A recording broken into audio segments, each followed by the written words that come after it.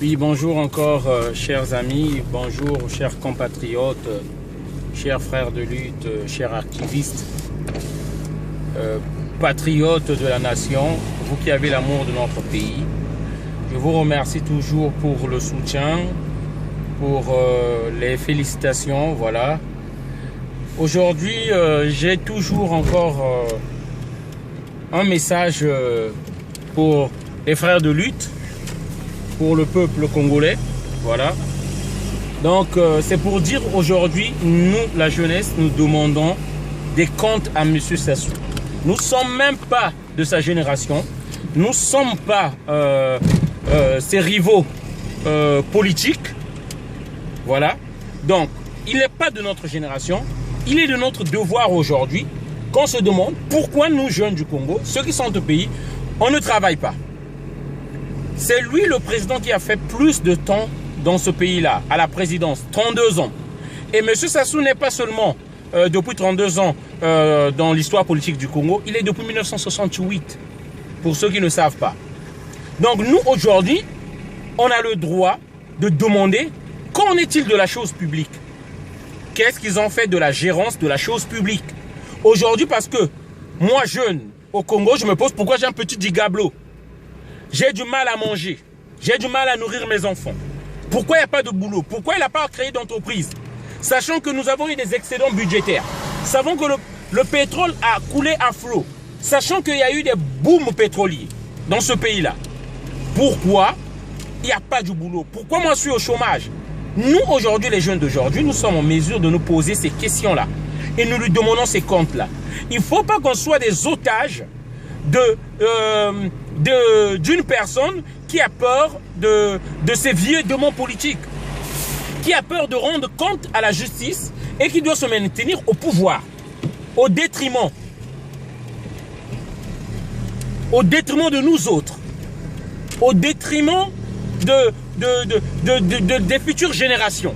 C'est ça le problème. Voilà la vérité.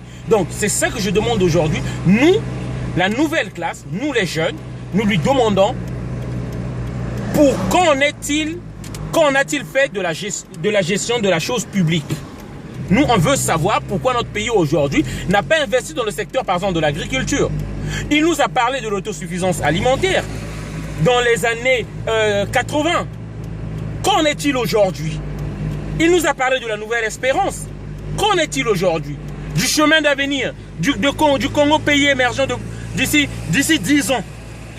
On n'a même pas l'eau et le courant, il nous parle, franchement. Donc, les vraies questions sont là. Nous, on lui demande les comptes aujourd'hui. Si monsieur a peur de rendre compte à la justice, s'il se reproche de rien, qu'il quitte le pouvoir et qu'il laisse la main à une autre personne. C'est ça les vraies questions que nous devons nous poser. Donc, nous, on lui demande aujourd'hui les comptes. Parce que nous, on n'a pas les mains souillées, on n'a rien fait. On sort de l'innocence carrément. On vient trouver notre pays, la chose publique, notre pays à tous, notre héritage à tous. Parce que M. Sassou est venu trouver ce pays-là, comme nos pères nous l'avons laissé. Il a bien grandi, lui. Il a eu sa scolarité assurée. Il a eu un bon cadre où il a grandi. S'il a envie jusqu'à aujourd'hui, parce qu'il est venu trouver ces gens-là ont bien travaillé. Voilà. Et nous, aujourd'hui, on se pose des questions. Lui, qu'en est-il fait de la gestion de la chose publique? Voilà. Nous, on aimerait savoir ça. Au lieu de parler de modifier la Constitution, parlons plutôt de son bilan. Parlons du bilan. Qu'est-ce qu'il a fait? Qu'est-ce qu'il a fait pendant ces 32 ans? Massamba Deba, moi, je me rappelle, nous, on n'est pas venu le trouver. On l'a lu. En partout, il a laissé plus de 145 entreprises. Mais M. Sassou, ça c'est Massamba Deba, je dis bien, hein, en 5 ans de règne. En 5 ans. Bon, M. Sassou, il a plus de 32 ans.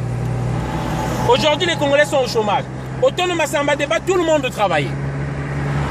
Tout le monde travaillait. Moi, je me rappelle, dans les années 79, bon, je suis né en 79, mais dans les années 80, je me rappelle, les Congolais mangeaient 3 fois dans la journée. Les Congolais avaient le social, l'hygiène et tout. Personne ne se plaignait de nourriture et tout. Mais pourquoi aujourd'hui c'est le cas maintenant, on se plaint de nourriture? Il y a un problème.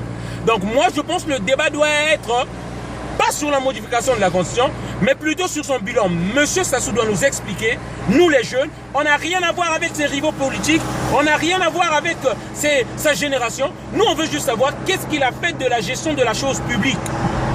Pourquoi on en est là? Pourquoi aujourd'hui, nous, on n'a pas le courant et l'eau? Pourquoi nous, aujourd'hui, pour trouver du boulot, on doit immigrer? On doit aller ailleurs pour venir trouver du boulot. On doit venir en France, ici où nous sommes aujourd'hui, ou d'où je parle, pour venir trouver du boulot, pour avoir un bulletin de salaire.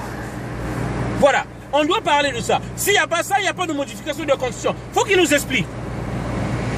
Donc aujourd'hui, moi, je trouve ça aberrant. C'est vraiment scandaleux que plus de 60% de la couche juvénile, de la jeunesse, est au chômage. Non, non. Il faut qu'on m'explique. C'est ça qu'on veut savoir. C'est ça la raison. Voilà, au lieu de nous parler de la Constitution, commençons par son bilan. On n'est pas si idiot que ça. Parlons d'abord du bilan. J'ai fait ceci, j'ai fait cela, je vous ai donné ceci. Il y a tant de jeunes qui ne travaillent pas. Des débats télévisés avec l'opposition, à la télé.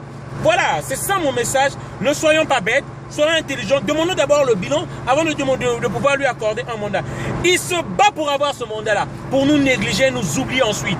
Et je dis bien, plus de la moitié même de la jeunesse, je parle de la jeunesse, qui ne survivra plus à un autre mandat de M. Sassou. Ça, je vous le dis. C'est pourquoi je dis, il faut que nous nous en tenons là.